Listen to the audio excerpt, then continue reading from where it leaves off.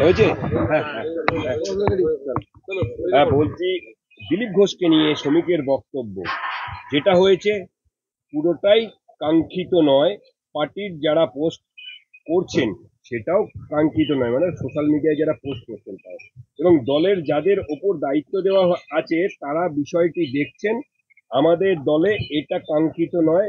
রাজনৈতিক দলে থাকতে হলে দলের প্রতি আনুগত্য থাকতে হয়, বলছেন শ্রমিক ভট্টাচার্য।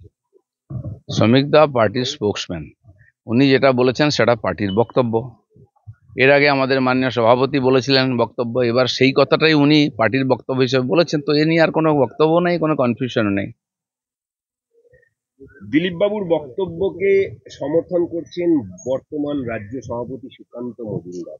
অর্থাৎ তৃণমূলের যে মন্দির রাজনীতি, হিন্দুদের রাজনীতি শিখিয়েছেন বিজেপি, এমনটাই বলছেন বর্তমান সভাপতির গলায় সুর। কিন্তু কিন্তু তিনি দিলীপ বাবুর এই কার্যকারিতাকে মানছেন না। ঠিক আছে, তো প্রেসিডেন্ট যেটা বলেছেন ওটা শেষ কথা, এরপরে কোনো কথা চলবে না। দাদা, 11 দিন ধরে পাকিস্তানের হাতে হুগলি বিএসএফ জওয়ান, এবার পাল্টা ভারতের হাতে পাক রেঞ্জার। রাজস্থান সীমান্তে পেরিয়ে ঢুকতেই বিএসএফ হাতে পাক রেঞ্জার। দেখুন, প্রত্যেক দেশের বর্ডারে খোলা জায়গায় মাঝে মধ্যে এরকম ঘটনা ঘটে। বাংলাদেশের সঙ্গে হয়েছে, আর ওই মরুভূমি এলাকায় অনেক সময় সীমা বোঝা যায় না, হয়ে যায় হয়তো ভুল করে বা সন্ধ্যার দিকে কেন চলে গেছে বা এ কেন এসেছে, এটা ওখানে ফ্ল্যাগ মিটিং হয়, এসব নিয়ে কথাবার্তা হয়। এর আগেও গেছে, এসেছে, আর আমরা তো পাইলটকেও নিয়ে এসেছি যে আক্রমণ করতে গেছিল। সেই জন্য সরকার এর ব্যাপারে কাজ করছে। আমার মনে হয় দুজনেই আর সুরক্ষিতভাবে নিজের দেশে ফিরবেন। চন্দননগরে গ্রেপ্তার পাক নাগরিক ধৃত ফতেমা বিবি 45 বছর ধরে চন্দননগরে থাকেন। 1980 সালে টুরিস্ট ভিসা নিয়ে ভারতে প্রবেশ করেছিল, তারপর আর ফেরেননি। এরকম লক্ষ লক্ষ লোক ভারতবর্ষে আছে। বাংলাদেশ থেকে তো এসে কোটি কোটি লোক যারা কোনো ভিসা পাসপোর্ট নেয়নি, ঢুকে পড়েছে, এখানে থাকছে।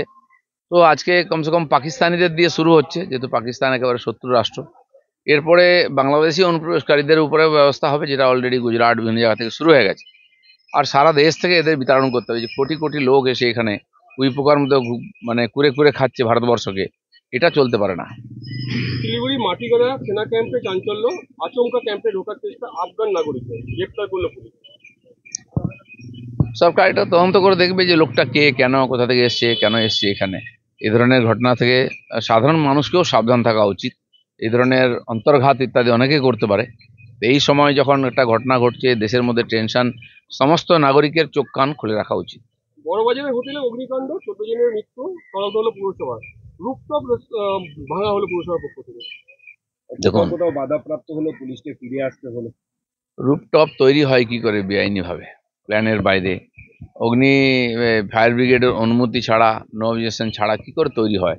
এরকম পুরো কলকাতা জুড়ে আর বাজার বাজারে যেখানে সেখানে হোটেল তৈরি হয়ে যাচ্ছে, রেসিডেন্স তৈরি হয়ে যাচ্ছে, ড্রেন নাই, জল বেরোবার ব্যবস্থা নেই, জল আনার ব্যবস্থা নেই, অগ্নি নির্বাপনের ব্যবস্থা নেই। এখন তো জেলা শহরগুলোতেও এই ধরনের বেআইনি নির্মাণ হয়ে যাচ্ছে, ফলে তার এই ঘটনাগুলো ঘটছে।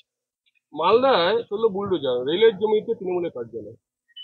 সারা পশ্চিমবঙ্গ জুড়ে হাজার হাজার কার্যালয় টিএমসির জমি দখল করে হয়েছে বেআইনিভাবে। রেলের জমি, পিডব্লিউডি জায়গা, ইরিগেশনের জায়গা, যতগুলি অফিস আছে। আমি তো বলছি টিএমসির যে হেড অফিস আছে না, সেটাও বেআইনিভাবে কবজা করে তৈরি করা।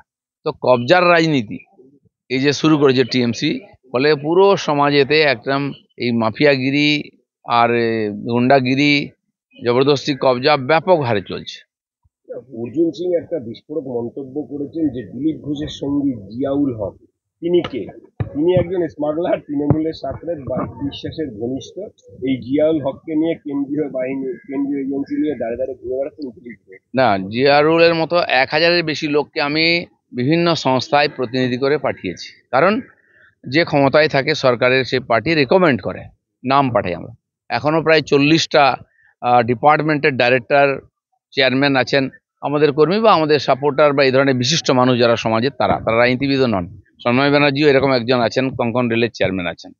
তো তারা কেউ কেউ সাম্মানিক পান, কেউ কেউ সম্মানীয় সদস্য। তো জিয়ারুল হচ্ছে দিশা কমিটির মেম্বার, তাকে আমি জানি, অনেক দিন ধরে জানি, এবং কেন্দ্রীয় মন্ত্রী তাকে করেছেন। সে কার সঙ্গে যুক্ত, কি যদি থাকে ইনলিগাল কাজে, তাকে শাস্তি পেতে হবে, আইন আছে। কিন্তু উনি কি করে জানলেন যে বারিক বিশ্বাসের সঙ্গে যোগাযোগ আছে? ওনারও কি বারিক বিশ্বাসের সঙ্গে যোগাযোগ আছে? আমি যদি বলি আর অর্জুন সিংয়ের লালার সঙ্গে যোগাযোগ আছে, নিয়মিত কয়লার টাকা নেয়। আমি এমনি বলছি না, রাজু যে আমাদের পার্টিতে এসেছিল দুর্গাপুরের, যাকে শুট আউট করে মারা হলো, রাজু তো ওরই চেলা ছিল, ওই পার্টিতে জয়েন করিয়েছিল। দিলীপ ঘোষ কোনো মাফিয়ার সঙ্গে যোগাযোগ রাখে না, প্রমাণ দাও। আর আমি সবে তো শুরু করেছি, কে কে কালো গরুর দুধ খায়, কে পাথরের মূর্তি বিক্রি করে, কে আর বালি খাদান খুঁড়ে বেড়ায়, অনেক আছে যারা ওইখান থেকে এসছেন, সব বোঝা নিয়ে এসছেন। আমি জানি, বলি না, দরকার নেই, কিন্তু আমি কিন্তু বলতে আরম্ভ করি, আর ন্যাংটার নেই বাটপারের ভয়, আমি ন্যাংটা কিন্তু সবাইকে ন্যাংটা করতে যাবো।